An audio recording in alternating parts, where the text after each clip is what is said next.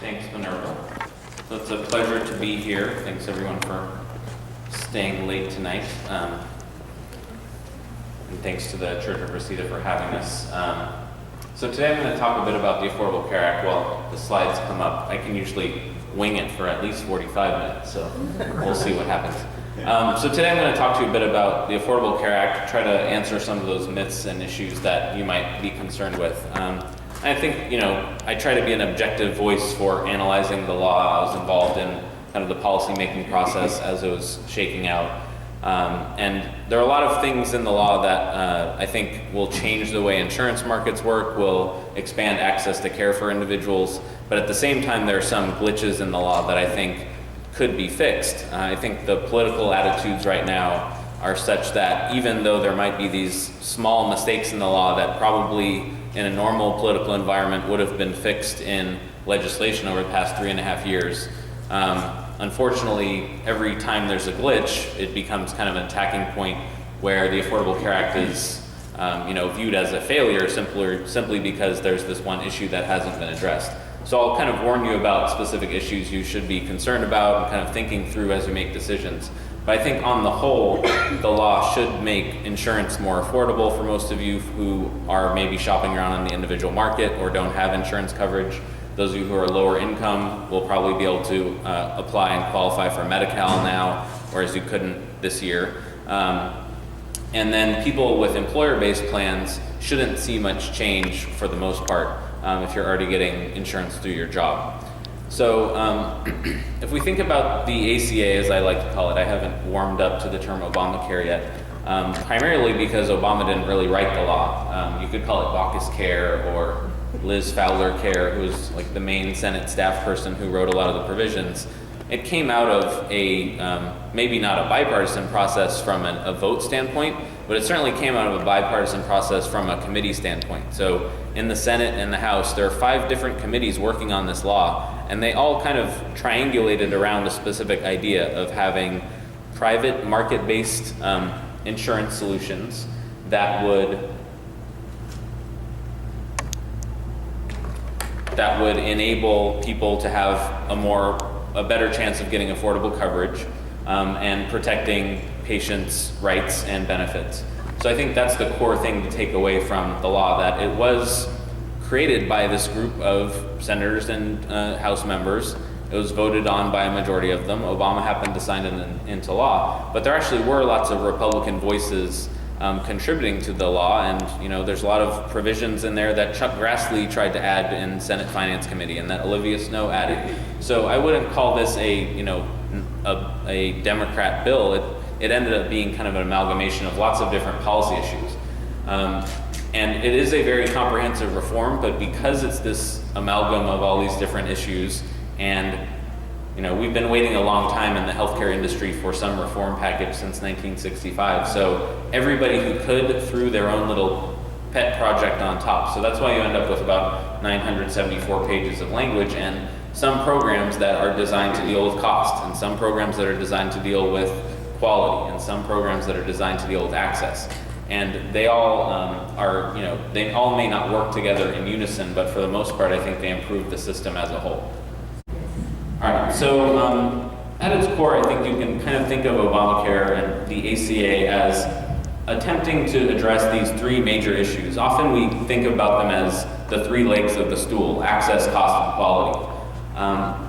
There are some people who are proponents of the law that think that it actually tries to combine cost and quality into one of the legs, and then it adds another leg of wellness and prevention, with the idea that in addition to improving access to care by improving access to insurance coverage through Medicaid or through being able to get subsidies to buy insurance on your own and making sure that employers are offering you coverage if you have job-based coverage, it tries to merge these concepts of cost and quality into more of a value-based equation. The way we use healthcare right now in the US is, physicians tend to be rewarded for providing more and more services, and there isn't a lot of quality integrated into the way they're paid for care. And we tend to deal with quality completely separately from reimbursement and payment for those services. So there is an attempt in the law, and maybe it's a smaller part of the law, admittedly, to try to merge those two issues of cost and quality to try to create value in care, so you're getting what you pay for.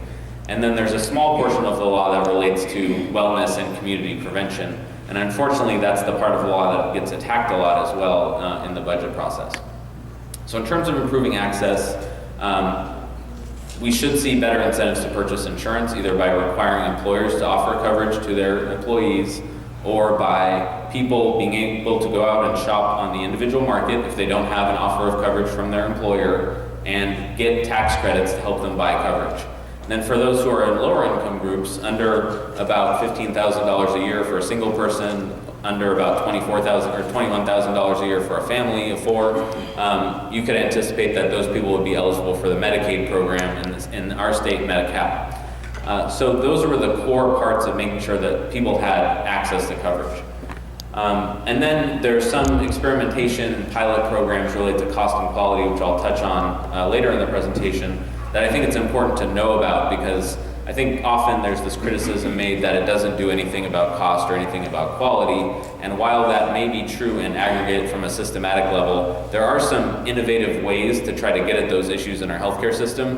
And it's not that they were completely ignored, but it's it's difficult to fit everything into the same law.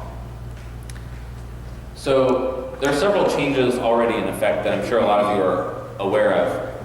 So one, of course, is that children, so the law was passed March 23rd of 2010. So there are quite a few provisions that went into effect already. 6 months after passage, 9 months after passage, a year after passage. So one of the first actions was that children can no longer be excluded from the individual market due to pre-existing conditions. So prior to January 1st, 2011, if you were a child with that congenital heart defect that Peter referred to, if your parents went and tried to buy you a policy on the open market through Kaiser, Aetna, Cigna, what have you, not only would the premium be very high, but it's very likely that the insurance company would say, no, you're rejected from coverage because the child has this pre-existing condition. So that was solved by requiring insurance companies to not use that pre-existing condition in making a decision to cover you. The problem, of course, then becomes, well, what does the child have to pay, or their parents have to pay for that insurance policy, because they're now risky. And there was no protection at that time in 2011 about pricing. It was just about an insurance company has to offer coverage to those people. So California dealt with it very differently than other states. California decided that they would have an open enrollment period to protect insurance companies from risk, but also to make sure that people would pay a fair premium. So an open enrollment period was created, and it is currently ongoing, where if you sign up for coverage for your child in January and February, or their birth month, then the insurance company could only charge you twice as much as the healthiest child in that same policy. And if you signed up in any other month, they could charge whatever price they wanted. So if you sign up outside of open enrollment, there's no price protection, but if you sign up in open enrollment, there is price protection. Also, something that went into effect in 2011 was having no cost sharing for preventive services. So that's where this sign comes from, I believe, where basically any service that is in a benefit package in your insurance company or in Medicare, you can't be charged any amount of money, even if you haven't met your deductible, or charged a copay or co-insurance, a percentage of the cost of the service, if the preventive service you want is on a list from the U.S. Preventive Services Task Force, or the Health Resources and Services Administration, or the Institute of Medicine Women's Health List. So this is where a lot of the controversy came about related to birth control pills, where the Institute of Medicine decided birth control pills are a preventive service, so we're going to add it to our list. Because the ACA said anything on this list is covered as a preventive service, there's no copay, that means every insurance company is required to provide birth control pills at no cost to the individual, and everybody threw their arms up in disgust. But this also applies to things like colorectal cancer screening for people over the age of 50, and mammograms for women over the age of 50. So all of those preventive services where you used to have to pay $300-400 to get the preventive service if you hadn't met your deductible are now free of charge, even if you haven't met that deductible. One of the more popular provisions of the law is that adult children up to age 26 can now be added to their parents' plan, with some cost, of course, but it expanded the age at which dependents would continue to be covered under a parent's plan, and about 2.5 million young adults signed up for their parents' insurance plan very quickly. So we actually saw a quick rise in the insurance rate. There's also this ban on rescissions that Peter talked about before, the creation of state high-risk pools to provide subsidized insurance for people who were rejected from plans previously due to pre-existing conditions. And then the element that Minerva just talked about, the medical loss ratio. So this idea that starting in 2011, any plan that spent less than 80% in the individual market or in the small group market, meaning small businesses, if they didn't spend 80% of their premiums on healthcare, they had to rebate their customers enough money to make it so they spent 80% on healthcare. So if any of you got a check for $9.72 in 2012, it was because your insurance plan didn't spend enough of your premium that they collected from you on healthcare. Instead, they used it for overhead, marketing, profits, etc. So that went into effect already as well. There's also an element of federal oversight that's created in the law related to premiums. So a lot of you living here in California, every year we see on the news that Anthem Blue Cross wants to raise their rates by 39% for their individual market policies, or Blue Shield wants to raise it by 19%. So this creates a requirement for the state to report up to the federal government on any double-digit rate increase, and the federal government is kind of keeping an eye on it. The problem, of course, is that the state insurance commissioner, Dave Jones, and the federal government have no ability to actually reject those rate increases. They can only label them as unreasonable and let them go through. And so there's likely going to be additional legislation in California or a proposition on the ballot in 2014 that would give these regulators the authority to actually say no to a rate increase rather than just rubber stamp it as bad but let it go into effect. And lastly, the reduction in the Medicare Part D donut hole, where often seniors who spent a lot of money on prescription drugs had to spend up to $4,400 out of pocket before they would get coverage again through their Medicare Part D plan. And that is being phased out by 2020 through a series of discounts. So now that donut hole has basically been cut in half. So seniors should have a more more affordability in terms of their prescription drug benefits. So those are some of the things that have already gone into effect in the last 3.5 years. But the big changes are going to occur in 2014 and beyond. And I would say the law is really going to be probably fully implemented by 2019 if you think about all the different provisions that have to go into effect. So a lot of people think about Obamacare going into effect January 1, 2014.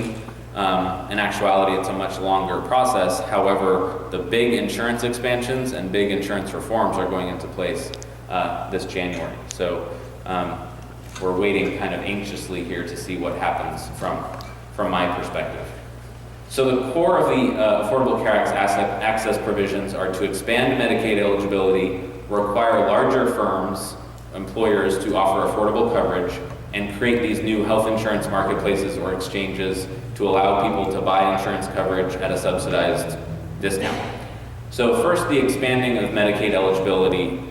So a lot of you are aware that we have this Medi-Cal program, but it can be very hard and unpredictable in terms of if you can actually qualify. So right now, if you look at the Medicaid eligibility scale, if you're an infant up to $24,000 a year for your family income, you could qualify, and your mother could qualify when the mother is pregnant. However, as soon as you turn age 1 as an infant, that eligibility threshold goes down to about $18,000 a year. And then when you turn 6, it goes down to $14,000 a year. So there's kind of this stepped staircase of Medicaid eligibility that makes it very hard for people to understand if they're going to qualify for Medi-Cal and how to navigate the system. And so what the ACA does is it says, okay, every state will get 100% federal matching funds, meaning that right now the state and federal government share in a partnership in running the Medicaid program, which was created in 1965. California puts up half of the money, the federal government puts up the other half, which is why the federal government gives them so much flexibility about eligibility and how the program is run. So on January 1st, 2014, the idea is that every state should offer Medicaid up to people earning 138% of the federal poverty level, which is a number that changes each year and is identified by the Department of Health and Human Services. So this year, for a single person, 138% of federal poverty level happens to be $15,500. Next year, it could be a little bit higher. And then it also is based on your family size. So 138% of federal poverty level if you have a family of 3 is about $18,000 rather than 15. So you can look up the scale online and figure out where you fall on the spectrum. And you'll be able to decide, do I qualify for Medi-Cal or not? Because they're getting rid of those requirements where you either have to be older or a child with a parent to qualify. Now, childless adults, just, a regular person who's lower income, who may not have children, may not have any disability, or may not have any medical need, will now be able to qualify for Medi-Cal at this one income guideline very easily. So that's a big change, and as Minerva mentioned, we expect about 1 million people in California to enroll in Medi-Cal because of this relaxation of the eligibility threshold. Now, the federal government is going to pay 100% of the bill, though. They're going to pay the entire amount of the cost from 2014 to 16 for this expansion, which is why the Supreme Court ruled that this was coercive and that it would require states to use this new part of the law because they didn't want to risk losing the old part of their Medicaid program that already existed. So when the Supreme Court ruled on that, they decided it would be an optional expansion, which is why California has decided to embrace the expansion, and we will see a newly grown Medi-Cal program created up to that eligibility level, but Texas and Florida and Arkansas have not yet done that. So in those areas, we will see much more uninsured people who are very low income than we might in California. There's also this requirement for larger firms to offer affordable coverage, which I'll touch on, and then the creation of health insurance marketplaces. So in the state of California, it'll be called Covered California, with the idea that this exchange, this marketplace, will allow people to come in, see the premiums that are available to them, see what the cost of health insurance will be, and see right there on the spot through this online marketplace how much their premium should actually be after tax credits are counted based on their own income. So people from low all the way up to middle income families will be able to take advantage of that premium assistance. So one of the big keys with the exchange is that with Covered California, you'll notice, I don't know if any of you who've had to kind of go out on the individual market shopping before, but if you go to ehealthinsurance.com today and enter your information, it'll ask you, do you smoke? How big is your family? What are the ages of your family members? And it'll quote you a premium price. And then once you try to click on that premium price and buy it, it'll say, well, this is contingent upon a successful screening process, basically, where the insurance company sends you a questionnaire and you have to fill it out. And you fill out, your grandfather had a thyroid disorder and you have hypertension, and all of a sudden that premium they offered you ends up going up. Or they say, sorry, we can't actually insure you. So right now, today, if you tried to sign up for insurance on the individual market by yourself, where you wanted to pay the full premium, you would be told possibly you have a pre-existing condition, so you're not eligible for our insurance, and your premium, if you are eligible, your premium might be $1,000 for a $5,000 deductible plan. So what the exchanges do is, what the individual market is required to do overall, so any policy purchased that starts January 1st or after now has to be, it cannot use pre-existing conditions to make a coverage decision, and it also cannot use healthcare risks to price the policy. The only 3 factors allowed to be used to price a policy will be, in California, will be age, family size, and where you live. That's it. So diabetics in the same neighborhood will be charged the same amount of money if they have the same age, family size, and live in the same area. But somebody healthy down the street who doesn't have diabetes would also be changed that same exact premium for the same plan if they had the same age and family size. So that kind of levels the playing field and gets rid of this idea of we're going to charge people who are risky more than people who are healthy. But the problem that comes out of that is if you have people who are healthy sitting out of the insurance market and not buying coverage, then you could make premiums go up and up over the years because only sick people will sign up, right? And if you are living in this world where everybody is guaranteed coverage if they want it, then it could be difficult for insurance companies to stay in business and keep premiums affordable. So the way the Affordable Care Act deals with this is kind of 2 ways, actually. One is what's called the individual mandate, which the Supreme Court upheld. It's called the minimum essential coverage requirement, that everyone has to carry insurance that meets a certain threshold for benefits and what's called minimum value. And if you don't carry that insurance coverage, if you don't sign up for Medi-Cal, you don't sign up for exchange coverage, you don't accept coverage through your job, then you would be penalized. In 2014, you're penalized $95 per person, or 1% of your income, of your adjusted gross income after deductions, and then $695 by 2016, or 2.5% of your income. So maximum of $2,085 for a family in 2016, or 2.5% of your income. So this is a fair amount of money. However, it's still cheaper than insurance premiums. So there is this concern that people will kind of sit out and then wait until they're sick to go buy insurance, because now an insurance company can't say no when they want to buy insurance. So the other way this is being dealt with is through what's called open enrollment. And a lot of you who have employer-based coverage are used to that. So Covered California, the exchange, will have an open enrollment period from October 1st until March 31st of 2014, where they'll accept new applications. So if you sign up by December 15th through Covered California, you'll be guaranteed coverage starting January 1st. So there's a 2-week lag time. If you sign up December 16th and you've missed that 2 weeks, then your coverage will start February 1st. And this is going to be throughout the exchange and the entire individual market. So you will not actually, in April, unless something happens, you will not be able to go buy any plan in the individual market, whether it's in the exchange or not, because of the fact that you missed the open enrollment period.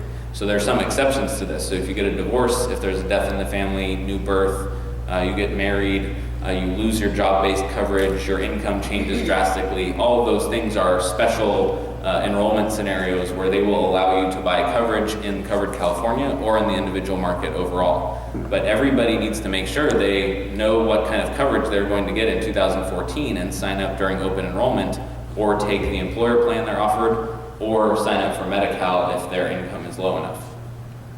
Without that, they may suffer from paying the penalty, which is, albeit, still quite low. There are exceptions for religious exceptions. So if you're a Christian Scientist, for example, many of them don't believe in getting any medical treatment, so they might qualify for a religious exemption.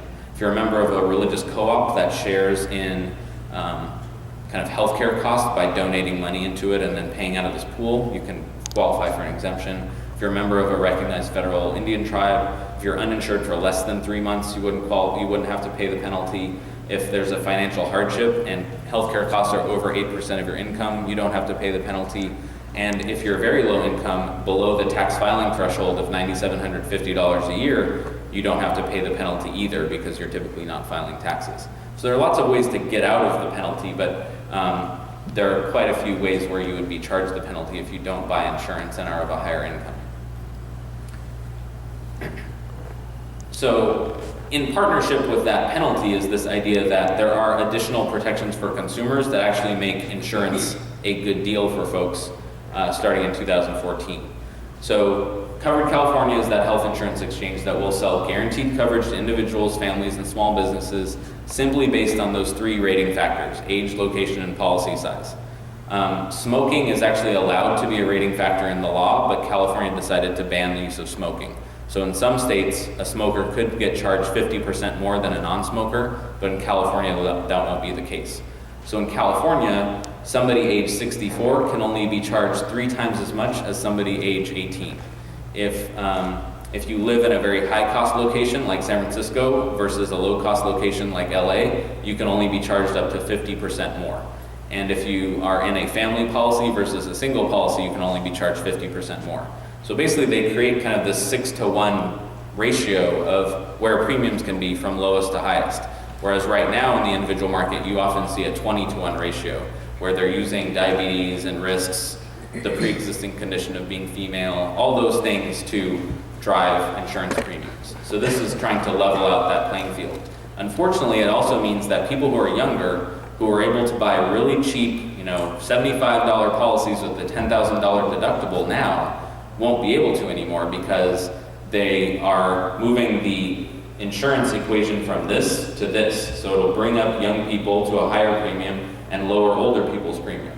So my parents were looking around at the exchange premiums, and they're saying, the exchange premiums are cheaper than the premiums I can buy through my employer as a retiree.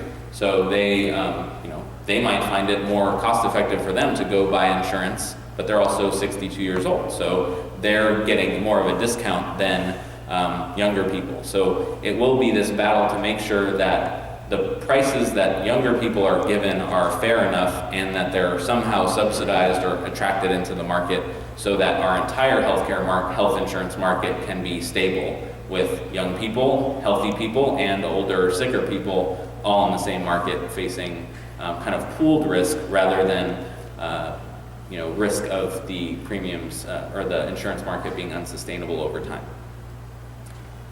The other thing that's really important, Barbara brought up a little bit and Peter brought up as well, where in the individual market currently, states decide what benefits should be covered. The ACA creates what are called the Essential Health Benefits Package, which requires every single state to offer 10 different benefits. And they have to include prescription drug coverage, preventive services, maternity and behavioral health, mental health and substance use disorder coverage. So right now in the individual market, if you go shopping, you will see plans that don't have prescription drug coverage, have a $10,000 deductible, have limitations on mental health care, or no mental health benefit at all. And in January of 2014, when your coverage starts, if you sign up through the exchange, all of those things are required to be covered. So the insurance policies you see set up in Covered California and in the individual market after January 1st, 2014 will look very different than the policies we see now on the individual market because this new protection to cover the 10 essential health benefits. In addition, for children, the 10 essential health benefits have to include oral and vision care. So all children will get dental within their plan. And so the standardization of benefits and value of coverage will be helpful in allowing people to shop between plans. We're moving to this idea of metal tiered policies. So instead of simply trying to compare by yourself deductibles, co-payments, co-insurance networks, the different benefit limits, each policy is going to have a name and number linked to it. A bronze 60 plan, a silver 70 plan, a gold 80 plan, a platinum 90 plan. So people will understand bronze, silver, gold, and platinum as these four levels of generosity that your insurance will offer, and you can make a decision based on that hierarchy. So bronze will be a $5,000 deductible, probably $50 co-pays. Silver would be a $2,000 deductible, probably around $30 to $40 co-payments. Silver would be usually gold will be usually no deductible with maybe $25 co-pays, and then if you go all the way up to platinum, it would be no deductible and probably $15 or less co-pays, $5 prescription drugs. So you can decide at the beginning of the year in open enrollment when you're signing up, I would like this very generous plan with no deductible because I know I need lots of health care. And the people who are younger and want to sign up might say, well, I doubt I'm even going to show up at the doctor this year. I'm just going to take this $5,000 deductible plan because it's affordable, it meets the mandate requirement, and if I get in an accident or something major happens, I still am covered. The other important thing will be that there will be out-of-pocket maximums for all of these plans of $6,400 for individuals and $12,800 for families. So no longer will you have this a big deductible that you then need to continue paying co-insurance and co-pays forever and have $20,000 of hospital bills even though you paid $10,000 in premiums that year.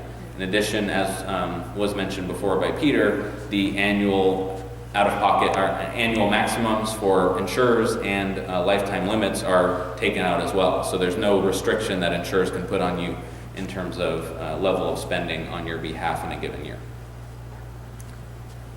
So this might be hard to see, but this gives you a sense of what the premiums look like for individuals at different income levels. So I really urge you guys to go on coveredca.com/shop and compare. So if you just go to Covered California's website, coveredca.com, and click at the bottom in the middle, there's a shop and compare link.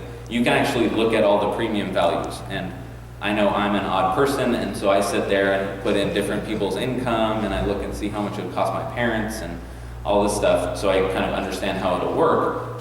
You could do the same in your scenario as well. And you might find out that even though your employer offers you coverage, and they offer you decent coverage, let's say they offer you a Kaiser plan, and that's the only option you have. You're not allowed to pick anything else. and it costs you $900 a month. You can go on the exchange, and regardless of your income, you could decide to pay full price for a premium on your own and just not take your employer's coverage.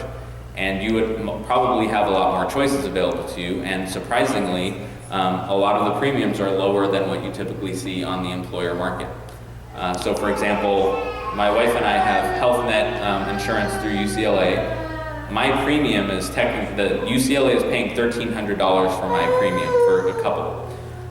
See, it's very upsetting. $1,300, $1,300 a month just for my wife and I. And I pay $183 of it. So to me, insurance costs $183, right? I don't care what UCLA pays. They deserve it. But so they're paying $1,17 on my behalf, and I view my cost as $183. I went on Covered California's website, put in my income. I don't qualify for subsidies, but the Health Net coverage that's equivalent, 90% platinum plan with the same deductible, same general copays, is $800 a month. So UCLA is paying $500 more for the same, basically the same coverage as would be offered in the exchange. So some of you, even though you get good coverage from your employer, might decide that the exchange is a better deal. So I would at least look at it, kind of shop around and see, and figure out how to navigate the system. But you can see here that I provided these examples for a family of 4, and it gives you a sense of the level of subsidies that are available to each income level. So as Minerva mentioned, if you're earning between 100% of federal poverty level, so about $12,000 a year for a single person, all the way up to $45,000 a year, which is 400% of federal poverty level for a single person, you can qualify for premium subsidies. And the way this works is that it's what's called an advanceable tax credit or advanced tax credit that allows you to decide in October that I would like to take this tax credit and the federal government's going to apply it to the premium I'm buying so I don't have any out-of-pocket cost. Or I have a share of out-of-pocket cost if the premium is more than my tax credit is worth. So you're kind of guaranteeing that you don't think your income is going to change, and you're going to take this tax credit now, October 1st, 2013. So when you reconcile your taxes April 15th of 2015, you're going to possibly have to pay some of it back. You may get a refund, or it might be equivalent because you did a good job of guessing what your income over the next year would be. So you're able to take an advance to help you afford those premiums. So to give you an idea, if you went on the exchange website and put in $31,809 as your income, it would say, we're going to try to steer you a different way because you make enough money that you are very likely to be eligible for Medi-Cal. And Medi-Cal is free, there are no premiums, your kids will be covered, your spouse will be covered, and it's better for you to sign up there because it's no cost. And it'll forward you to the county eligibility office, send your data over, and they will be able to sign you up for Medi-Cal, and then Medi-Cal would put you into a managed care plan. So in LA, it would be Health Net or LA Care. If you're at a slightly higher, if you decide, I don't like Health Net or LA Care, I'd like to buy a Blue Cross plan, you could decide to pay out of pocket $793 per month for your entire family, which is still a fairly affordable premium given what family coverage usually costs, which is about $15,000 a year. So this would be for a silver plan, which is a $2,000 deductible. If your income was a little bit higher, $34,575 a month, you qualify for a premium subsidy that's equivalent to anything over 4% of your income. So let's say your 4% of your income happens to be $1,000. If your premium is $5,000, the federal government is going to donate $4,000 to the cause. So you're going to pay $1,000, federal government's going to put in $4,000, that's your advanced tax credit, and then you get your premium for that $1,000 for the whole year. So it'll work out to less than $100 a month.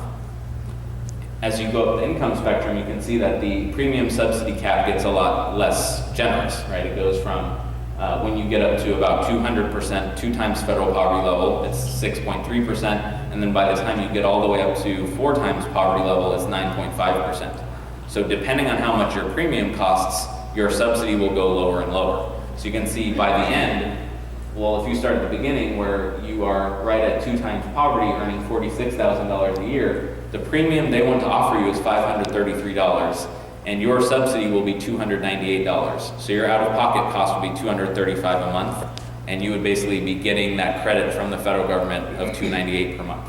Once your income goes up all the way down to $92,000 a year, your premium subsidy will only be $63, and you would have to donate $730 out of your own pocket to help you buy the coverage. So it's the sliding scale premium subsidy that depends on your income. So you do have to be good about updating your income to make sure you're not overpaying or underpaying, so that at the end of the year when it's tax time, you don't face any big penalty.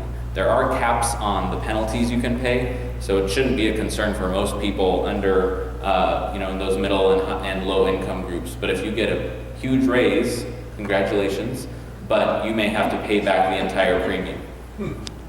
We can all only be so lucky, right? I'd be happy to pay back the $63 a month. So those important concepts, the advanced premium tax credit will be really necessary to understand. So I'm sure friends will now talk to you because you're all experts at the Affordable Care Act, and you will have to say, well, look, you have to decide, how much do I want to take? The federal exchange, the federal government, they're running 34 different state exchanges. California is running our own. In California, when you go on the website, it gives you it tries to offer you the full tax credit you could take. If you go on the federal website, they only offer you 85% of the tax credit you're entitled to, and you have to actually go in and ask for a higher level. So they're trying to protect consumers a little bit from overpayment. So some states will do it differently, but California is basically going to offer you the full amount. You can decide how much to take, what tier you want to buy, and how much you would want to pay out of pocket. And you also have a choice of different plans. So if you go look at the Covered California website right now, you'll see LA Care, Molina, Health Net, Blue Shield, Anthem Blue Cross, Kaiser Permanente, lots of different companies, and all these different benefit levels from silver to gold to platinum, etc. Another issue is that if you are a lower income individual earning under 2.5% of federal poverty level, so right at that $46,000 for a family of 4 mark, not only do you get these premium tax credits, but the federal government, if you buy a silver plan at that $2,000 deductible level, they basically give you an extra bump in the value of your plan. So they take away the $2,000 deductible and replace it with no deductible or a $500 deductible. So people who sign up who are higher income will see silver 60 or silver 70, gold 80, platinum 90. People of lower incomes will see silver 94, gold 80, platinum 90. So that doesn't make a lot of sense. The 94 represents the percentage of the healthcare risk that the insurer is going to pay on your behalf. So it's actually better for lower income people to sign up for the silver plan than a gold or platinum plan, even though it sounds better. So those are called cost sharing subsidies versus premium deductions. So people of low income, right around that threshold of $46,000 for a family of 4, will get a really generous plan for a very low amount of money, right? So if we go back to this chart, the stars represent the dollar amounts where you would actually get those extra cost sharing subsidies. So you'd be paying $235 a month for a family of 4, which is, $2,500 to $3,000. And you would not only be getting that low premium, but you'd also be getting no deductible, very low copays, very low coinsurance, versus somebody who made a bit more money and exceeded that threshold of income. The other thing to keep in mind when shopping around on that Covered California exchange is the network of providers. The way that Covered California tended to get these very good deals from insurance companies was by signing contracts with physicians and hospitals that were willing to take reimbursement rates that were lower than the employer-based market. So the Health Net network that you're exposed to in the exchange in Covered California could look different than the employer-based network of Health Net that they sell to UCLA or LA County or what have you. And the same thing is true of Medi-Cal managed care as well. So if you're in a Medi-Cal plan, you get assigned to Health Net, that network might look different. It might have, St. John's Well Child and Watts Health and Advanced Family Clinic in it, and Northeast Valley, but it may not have UCLA physicians, even though if you buy through UCLA, the Health Net network includes UCLA. So it's important to read the fine print, look at the network of providers, make sure there's a primary care provider in there that you want to use, make sure you're happy with either an HMO or a PPO, so you have choice or decide to give up that level of choice and be able to go out of network. So you have to shop just like you are on the employer market for the plan that meets your needs. And of course, as I mentioned, open enrollment is this 6-month period from October 1st to March 31st, and you should sign up before the 15th of each month, or else you have to wait an additional month to have the coverage be effective. So then I want to talk a bit about the effect on employers. A lot of people have been talking about what happens to employers that don't provide coverage and do provide coverage. So one myth is that every employer now has to offer coverage. That's not true. However, any employer that has more than 50 full-time equivalent employees, where full-time is a 30-hour-a-week worker, has to provide coverage or face a fine. They can either provide coverage, so if they don't provide coverage, they could face between a $2,000 and $3,000 fine, depending on how they offer coverage and what they offer. But they might decide it's easier for me to pay $2,000 of a fine than pay $5,000 for my employee's health insurance. So it'll really be a calculus of, how much tax savings do I experience as an employer by offering these benefits to my employee, and how much of it is it a pain to shop for coverage and see the premiums go up each year? Is it better for me to drop coverage and let my workers go into the exchange? And we've seen this shake out in different ways in the past year, where different companies have come out with different announcements. So for example, Home Depot recently said, we're not going to offer our really low-level limited liability $5,000 maximum coverage to part-time workers anymore, because it's trash insurance for all intents and purposes, and the employee, that insurance wouldn't satisfy the individual mandate requirement. It would still trigger a penalty if Home Depot didn't offer coverage, offer that kind of coverage to a full-time worker. So it's actually better for those part-time employees not to have that offer and just go into the exchange and use their own dollars and those federal tax credits, considering they're part-time workers and have very low income, to buy insurance through Covered California. So not all of the news you're hearing about employers making these decisions is necessarily bad. It could actually create new choices for employees to take advantage of better coverage that's available through Covered California at a lower price out of pocket for them. So any firm that has less than 50 full-time employees doesn't have to offer coverage at all. However, if they do offer coverage, they could take advantage of tax credits for the first 2 years if they sign up for coverage for employees through Covered California. Now, for those of you who own small businesses or work in small businesses, it actually could be better for you if the firm or you decide to buy insurance for your employees through Covered California.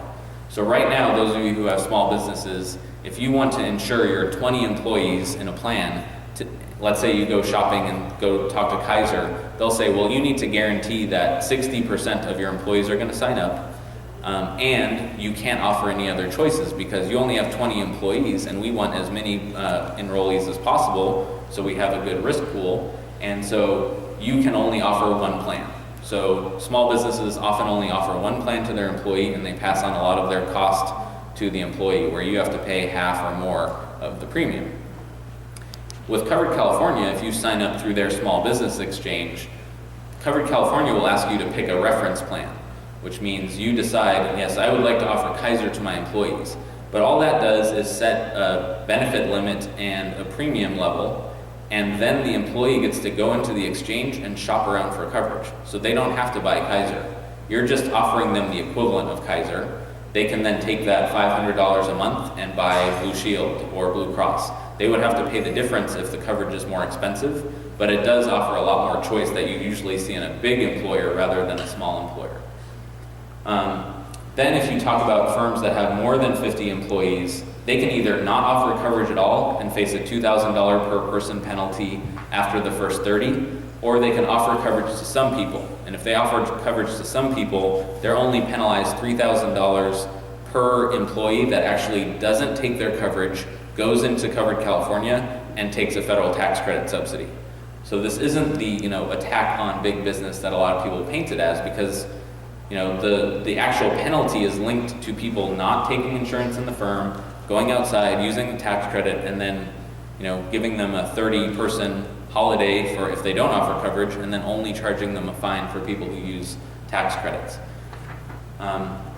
The other thing to keep in mind, though, if you do have employer-based coverage, is that employers satisfy their shared responsibility requirements, so that mandate that employers have to offer coverage. If they offer you coverage that for a single premium, just for yourself, is under 9.5% of your income. And if they offer you a family plan that is far over 9.5% of your income, it doesn't matter. They've met their responsibility by offering you single coverage for yourself at an affordable rate. So you may see firms say, okay, well, I'm not going to offer dependent coverage anymore. I'm not going to offer spousal coverage anymore. I'm just going to offer you coverage at 9.4% of your income. I have now met the mandate. I don't have to pay a penalty. And you, because you have an affordable offer from your employer, are not allowed to go into covered California and use any tax credit subsidies. You can go in and pay full price, which might be a good idea right now because the premiums are low, but you're not allowed to go in and use tax credits. So that's another one of those loopholes where employers could kind of go right up to the limit, which they're known to do, and make it so that their plan is exactly meeting the need that the federal government set and nothing more. So I wanted to talk a bit about kind of this idea of reducing costs and improving quality before we talk about a little bit of, if the law is going to live. So the way in which, so there are lots of complaints about how Obamacare is designed, and as I mentioned, all of these things I just talked about are designed to get 30 more million people insured in the U.S., probably 4 million people in California, expand benefits, make it easier for people to use services. So all of those things are going to result in higher spending, right? If you're using more prevention right now, if you're using more services overall, if you're now signing up for insurance coverage where before you were uninsured, odds are you're going to spend more money, and those insurance companies are going to spend more money as well. So on that side, there is this spending concern that if we spend too much money kind of meeting the needs of the pent-up needs of our uninsured population, it could break the system. The hope is that a lot of that pent-up demand will go away over time and it'll stabilize. And this, 50 million uninsured people have been going without care for many years, and getting them care right now is very important. So it's worth the investment. But there are other ways in which the law tried to get at cost issues, but unfortunately it's not very systematic in nature. It's through a multitude of different demonstration programs and pilots that are going on in Medicare and Medicaid. So you can envision, we've already heard claims that this is government takeover of healthcare, even though it's access to care driven through private insurance companies. But the only power the federal government really has over costs is to try to get the federal programs that they operate to make progress in saving money. So there are quite a few programs that will be created in Medicare and Medicaid to try to do that. Two of the big ones are the Independent Payment Advisory Board, which is a group of 15 people that was appointed back in 2010. Their sole responsibility is to look at the increase in healthcare costs over time in Medicare. And if it goes over the gross domestic product, which is usually about 3.5–4% per year, plus 1%, so 5% per year, let's say, they are supposed to write a report, and that report goes to Congress, and it says, in order to save money and get us back under the threshold of acceptable growth in Medicare, you need to cut payment rates to orthopedic surgeons by 2% and physical therapists by 1% and device manufacturers by 5%. That's all they can do. They can only tell Congress to lower the reimbursement going to health plans and providers. They can't change eligibility, they can't change benefits. Congress is then given this responsibility to either act on that report and replace it with something else, or allow the report to go into effect. Given the current political climate, I can almost bet what would happen. So the report would just go into effect and we would see some reimbursement reduction over time.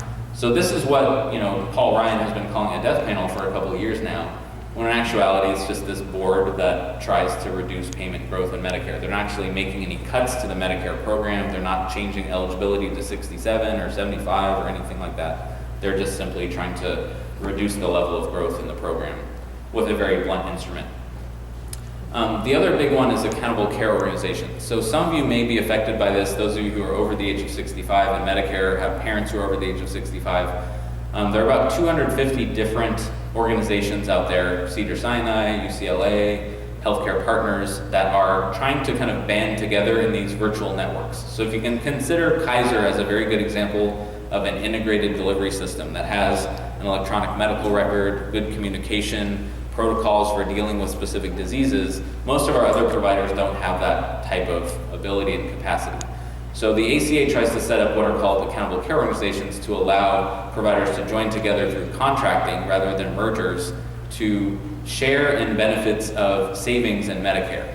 So basically, Medicare will give these provider groups a limit. They'll say, we expect you to spend $1,000 a year or a month on this patient population over the next 3 years.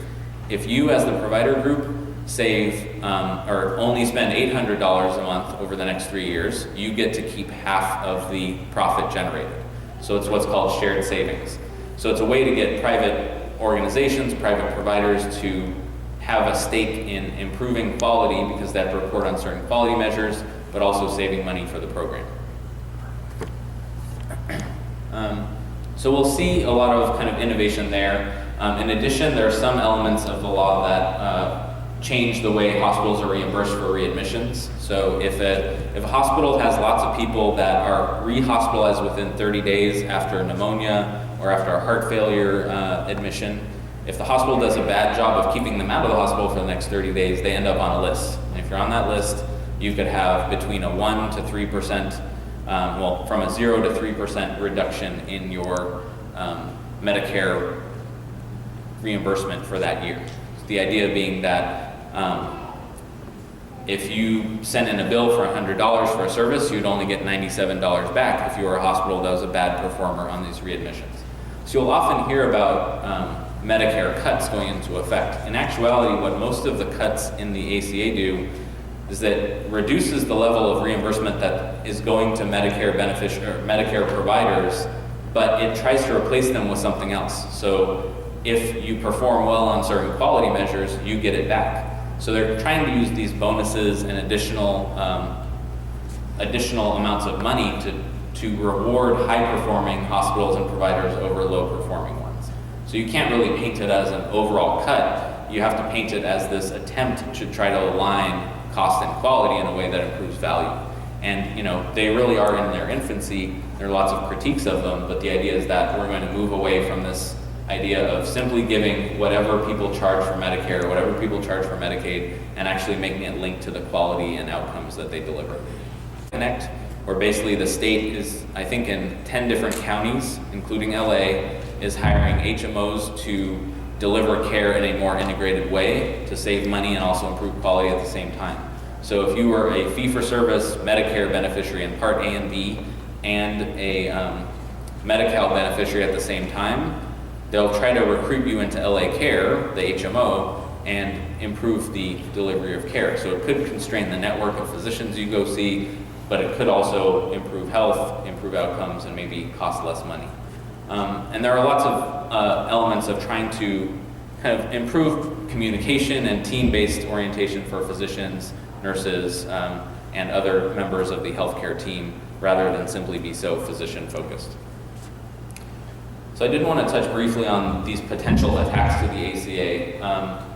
We've heard, Ted Cruz was talking for 21 hours yesterday, which is probably normal, except he usually doesn't do it in front of an audience. So he, tried to stand in the way of this budget bill that's getting passed. So the important thing to think about in Senate and House is that budget bills don't have to beat that filibuster-proof majority, right? They don't need 60 votes to move through the Senate. They only need a simple majority. So there's a definite majority of Democrats that could move a budget bill forward and send it back to the House. And that budget bill right now happens to include provisions that defund the Affordable Care Act. So it always originates in the House, happens to come from Paul Ryan's committee, goes to the Senate debates it, they make amendments, and so they are amending it to send it back on Saturday, I believe, to the House to hopefully fund the budget fund the federal government after October 1st. So Republicans are, of course, threatening this shutdown. The important thing to note, though, is that if there's a government shutdown October 1st, the ACA actually still goes into effect, and all of the money that's been dedicated to it for the most part, to operate the exchanges, to operate Medi-Cal, is already guaranteed. It's already built into the federal budget. It's mandatory spending. So it's a little bit of drama that actually won't have any impact. It's far more likely to reduce discretionary spending like NIH grants or something like that than it is to actually result in people not getting their Medi-Cal coverage on January 1st or not getting their federal premium tax credit subsidies. So it's more of an empty threat and a bit of drama to draw attention to the law. But there are threats each budget period about changes to the law, and they've already happened quite a bit, and people really haven't been paying much attention. So there were provisions of the law related to expanding community-based long-term care, where people would be able to pay into a program and then get a cash benefit after 5 years to help them afford nursing services at home if they had a disability. And that was taken out of the law and defunded. There were other plans that were going to be created based on kind of a co-op type of program that was defunded. And also those repayments, the subsidies I talked about before, when the law was first passed, they capped repayments at about $500 per year. So even if your income went way up, you would still have a repayment penalty that was very low. And as part of the last 2 budget cycles, they kept increasing the cap until it hit $2,500 for people up to that $92,000 level, and then it's unlimited above. So you can blame that on this budget process and the fact that there were split houses. But of course, the Supreme Court did rule on the law. They determined, of course, that the Medi-Cal expansion Medicaid expansion was voluntary, and that the individual mandate was constitutional, and that the law could move forward. So, for the most part, I think you can consider that most people will continue to get coverage through existing programs. So, people who have employer-based insurance, that's about 17 million people in California, will probably continue to do so. Medi-Cal will probably expand from 6 million people to about 7 million people over the next couple of years. Medicare will basically stay the same except for age growth for the baby boomers aging onto the program. The uninsured, where we have about 6 million people now, will probably shrink to about 3 to 4 million people, 1 million of whom are undocumented in the state of California. People who are currently buying insurance on the individual market, it's very likely that the coverage they're buying now will kind of be out-competed by the covered California plans, where benefits will be better and premiums will be better. So we're envisioning a move from the individual market into the exchange market as well, where people can take advantage of those tax credit subsidies. But I think we can still expect that about 3 to 4 million people in the state will be uninsured, because we as Californians often don't do a very good job of getting insurance coverage and enrolling in public programs. If you think about right now, there are about 61% of people who are eligible for Medi-Cal that are actually signed up. The other 40% are uninsured and haven't signed up. So I think everybody has to do a good job of understanding the law and also understanding how they can benefit, how their friends can benefit, so hopefully people can sign up, meet the mandate requirement, but also have better health and better access to care in the long run. So I will wrap it up there, and I do have my number and email here, also some websites you can look at if you want additional information.